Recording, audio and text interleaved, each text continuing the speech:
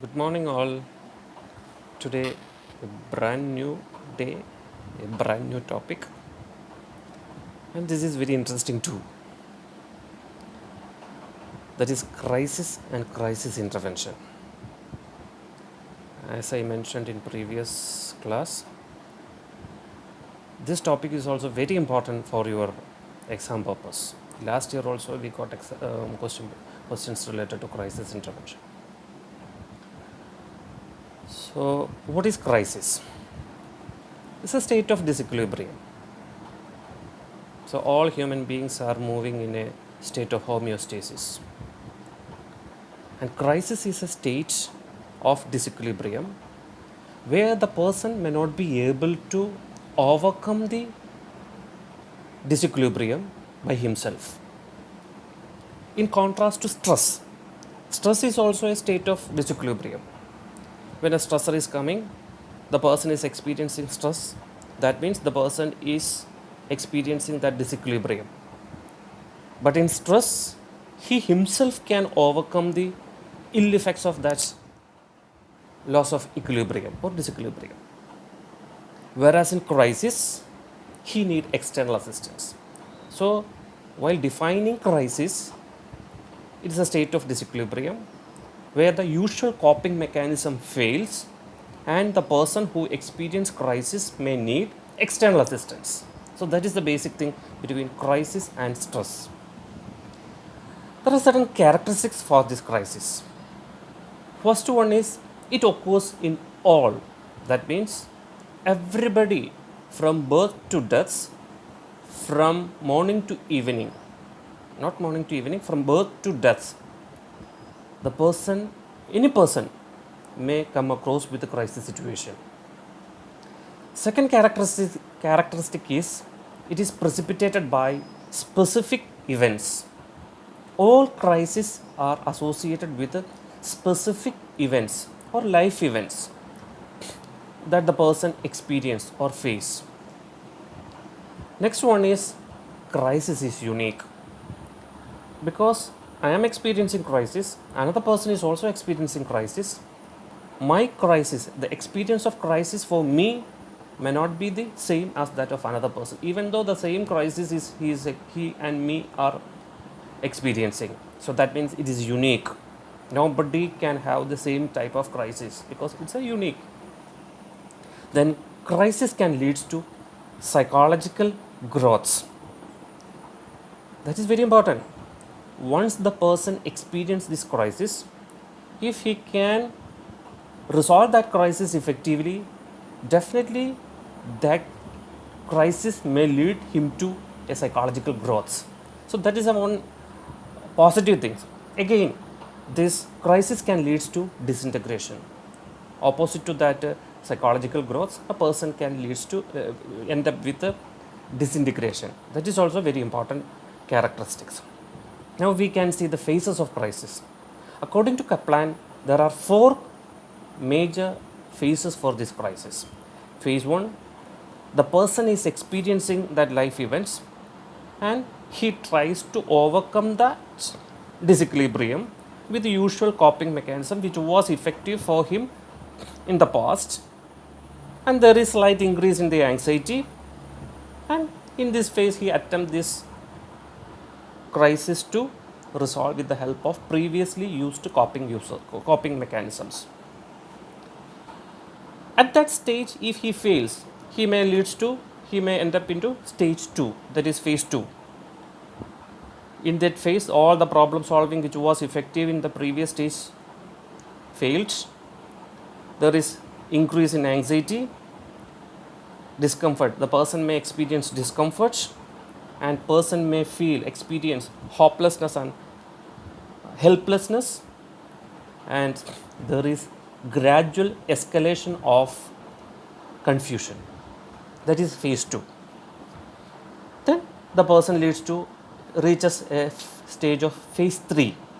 That is all problem solving mechanism fails, both internal and external coping mechanisms fails.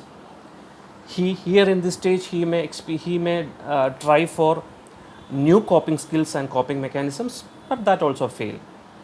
and the person end up at the last stage phase 4, that is the true crisis, that is the threshold, the all the threshold levels, the crisis outpasses that threshold of withstanding, and 100% increase in tension, and that is the stage of breaking down.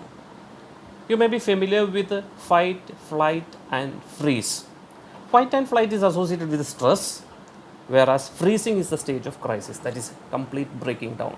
Here, no more coping resources, coping mechanisms are effective for uh, patients. There are four important elements of crisis. So far, we discussed what is crisis, what are the characteristics of crisis, and four phases of crisis. Now, we can see elements of crisis. First element is a threat, because it is a threat for that individual integrity, psychological integrity of the individual is under threat. Second one is sudden or surprising onset. That means this event is a sudden one and surprising one. Next one is short time to take decision. Right? That is one important characteristics also. That is, this happens in an emergency situation. The person has to take a decision, and this decision may not be, the decision taken by that individual may not be working effectively. All the coping resources, coping mechanisms are utter failure. So that is what the short time to take decision, and there is need for change, because the person needs some change, because he may not be able to withstand the stress and that pressure that he experienced during this crisis. Now we can see the types of crisis. Various classifications are there. Some are classified these types into two, and some are classifying this crisis as three, and some are classifying more than three. For exam purpose, it is better to remember three types of crisis.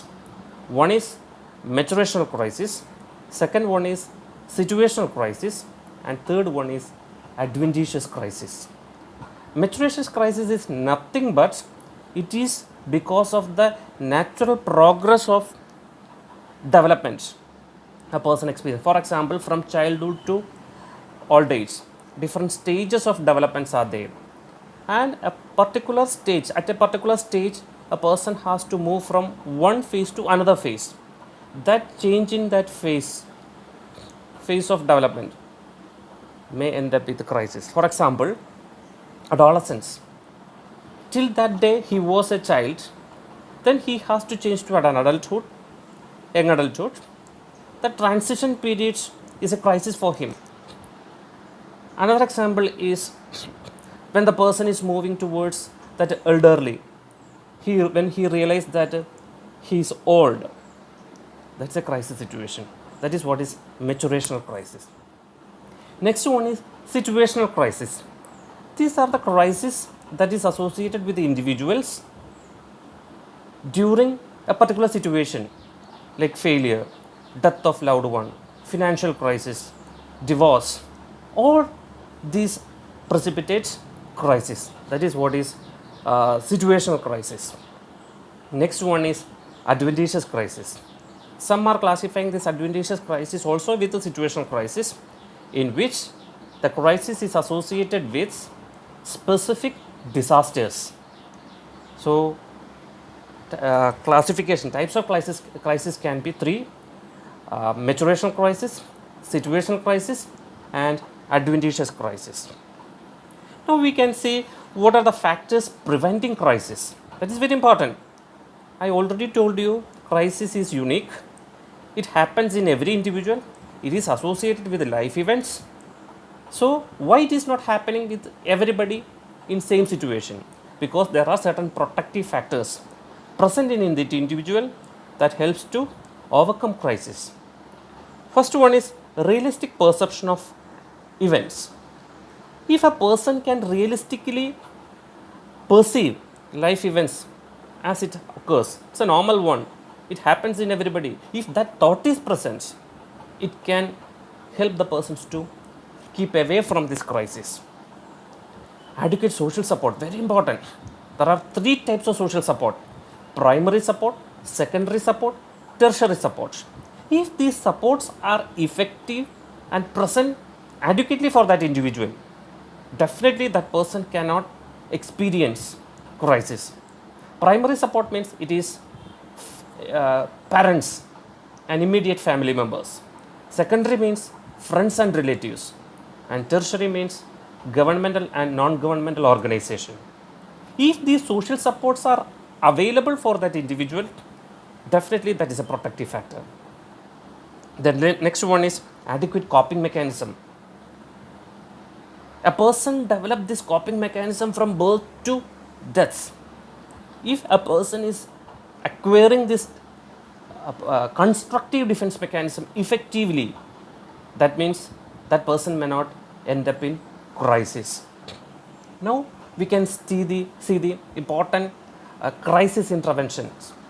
Crisis interventions are those interventions employed by or given by the external individual or group of individuals to help a person to resolve crisis. I already told you, in crisis the person is experiencing a stage of disequilibrium that he himself may not be able to overcome by himself. That means he needs external assistance. That external assistance is known as crisis intervention.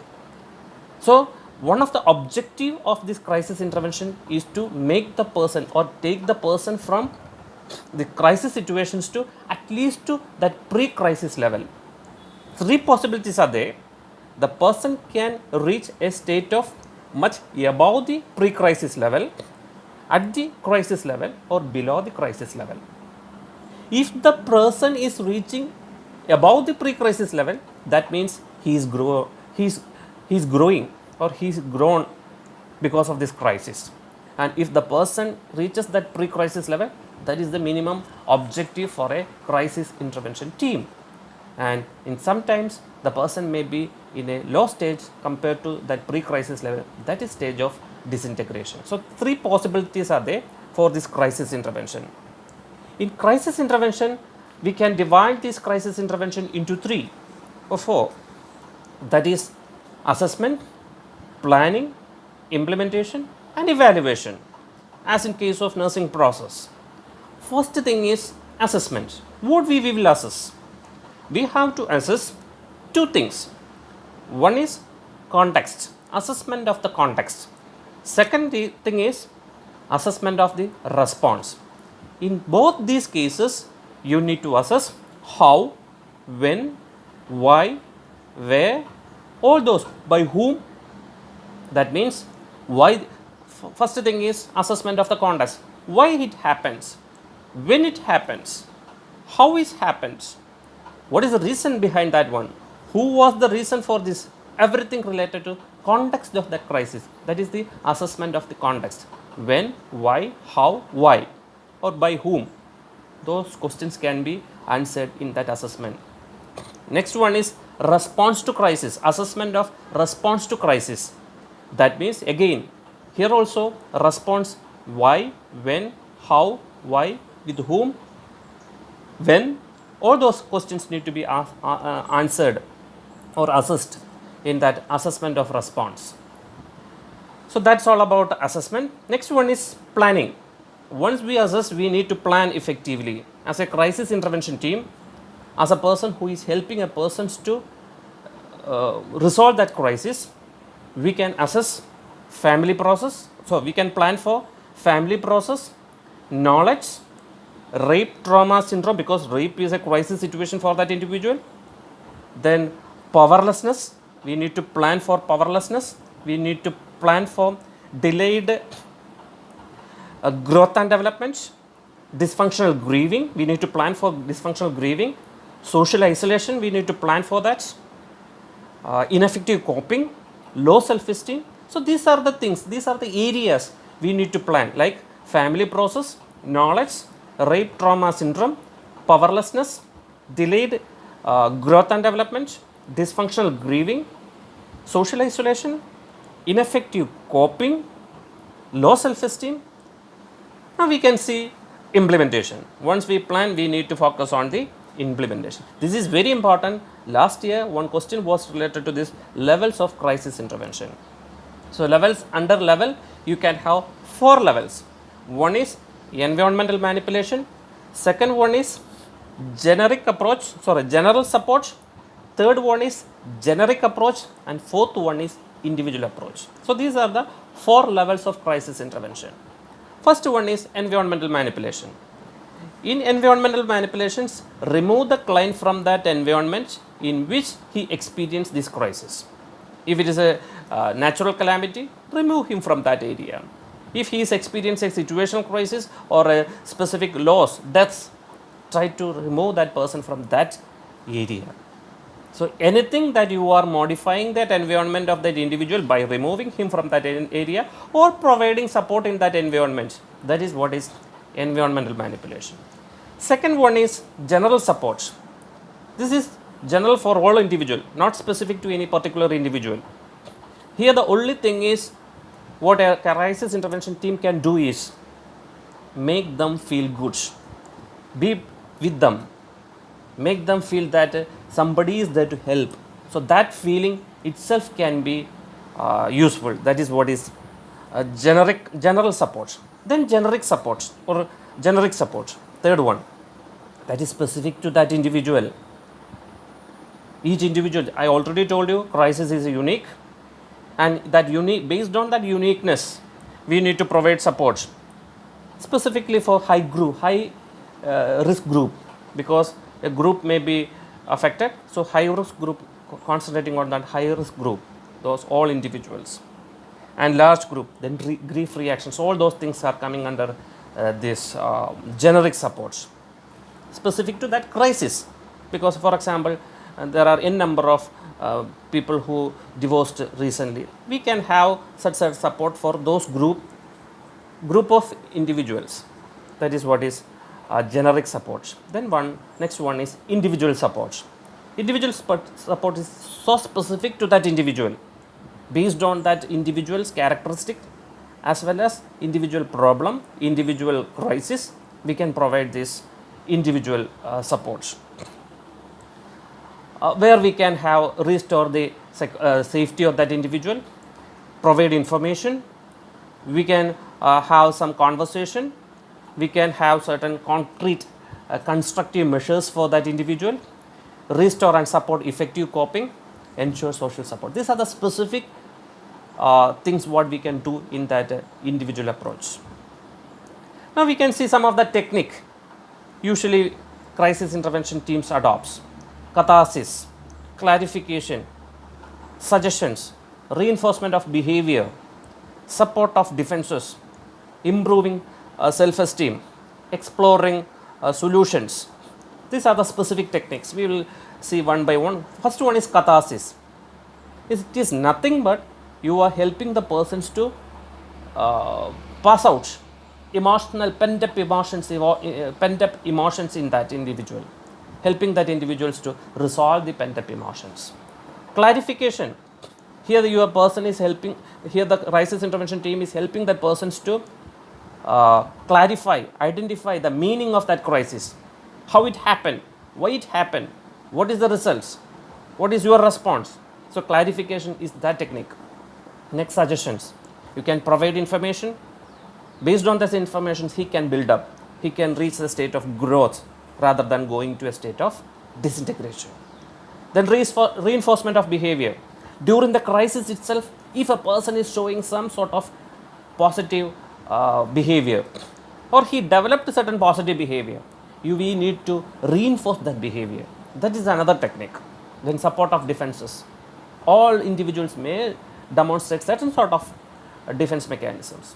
So we need to support that. Then improving self-esteem, very important, because self-esteem disturbance is a major problem a person experienced during the state of crisis. Then exploring solutions, helping the persons to resolve the crisis and finding the appropriate solution for their problem. Now we can see some of the modalities of crisis intervention. Some of the modalities are mobile crisis program. Mobile crisis program means it's a mobile team is visiting those individuals who are affected with this crisis. You may be seen this type of mobile crisis intervention program during our flood season, and landslide happened in Malappuram and Nilambur. Mobile crisis team. So mobile crisis program is one of the modality. Group work can collect a group of individuals affected with this crisis and help them to resolve that crisis. Telephonic contacts. It happened even now at the time of this COVID-19.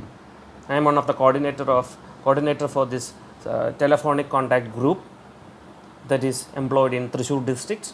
Around 22,000 elderly living alone are there in our district, and there are certain volunteers, and these volunteers will call them and resolve their problems. So mobile crisis work, mobile contact is another important modality. Then disaster management. In general, all disaster management techniques are effective modality for crisis. Then victim outreach program. In some situations, especially during these disasters and natural calamities, victims may be trapped in remote areas. So we need to reach carefully. So that victim outreach program is also very important. Then of course, health education. Educate the client. Whenever there is possibility, educate them, make them empowered. The last step of crisis intervention is evaluation. So crisis intervention, assessment, planning, implementation and evaluation. Evaluation, how far you could reach the solution, how far you reach the objectives. So that is what is evaluation. So crisis intervention is very important. For exam purpose, that is crisis is a disequilibrium stage. Then we discussed about characteristics of crisis. Then we discussed about the phases, 4 phases. Then we discussed about the elements of crisis. Then we discussed about the types of crisis. Then we discussed about the factors preventing from crisis. Then we discussed about steps in crisis, that is assessment, planning, implementation and evaluation. In that very important area is implementation, where levels of crisis means in environmental manipulation, general support, generic support, individual approach. In individual approach and in general support, we can have certain techniques like catharsis, clarification, suggestion, reinforcement of behavior, support of defenses, improving self-esteem and exploring solutions. Then we finally discussed about modalities, that is mobile crisis program, group work, telephonic contacts, disaster management, victim outreach program and health education. Then finally, final step of crisis intervention is evaluation. Evaluate how far you could reach the objective, how far you could able to take them out of crisis, so as to make them to reach a state of above the pre-crisis level, that is growth at pre-crisis level, or in sometimes you may have to see individuals are reaching a state of below the crisis level. Thank you. If you have any doubts, you can have comments below this one or contact me directly. Thank you.